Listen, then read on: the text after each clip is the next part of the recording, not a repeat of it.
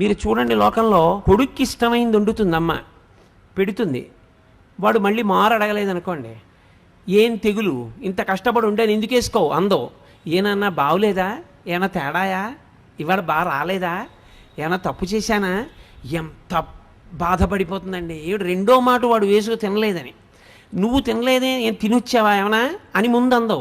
ఎరా రెండో మాట వేసుకోలేదు, బాగులేదా ఇవాళ అంటుంది. అది అమ్మ అంటే. అందుకే అమ్మ సౌందర్యలహరి. ఆమె ఆఖరి ఊపిరి పర్యంతము ఎప్పుడూ నీకు క్షేమాన్నే కోరుతుంది.